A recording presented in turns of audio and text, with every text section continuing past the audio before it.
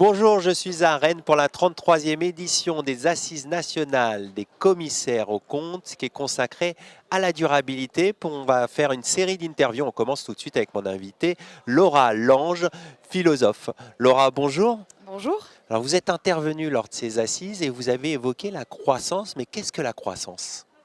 Alors je suis partie effectivement de la croissance, de ce grand mot initialement qui devient parfois un peu un gros mot dans notre société. Et je suis revenue à son sens littéral pour montrer que la croissance, c'est avant tout la vie. La vie n'est que croissance, c'est un phénomène éminemment naturel qui porte en lui la vie. On pense à la nature, à la croissance de la nature, etc.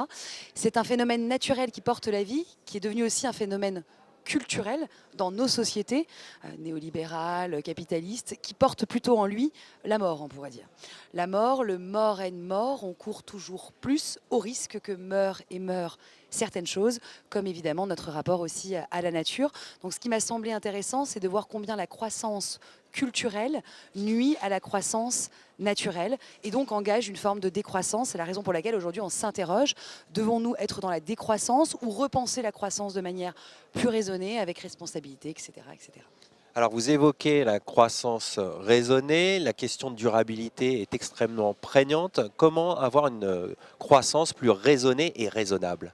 Mais je crois que c'est en ne perdant pas de vue la finalité. Descartes, justement, disait se rendre comme maître et possesseur de la nature. Comme maître et possesseur de la nature, il y avait cette envie, on voit qu'on a même dépassé cela, en ne perdant pas de vue la finalité qui est quand même la santé, le premier des biens, principalement pour cela, pour cette conservation de la santé et cette perpétuation de celle-ci, santé de la planète, santé, notre santé évidemment.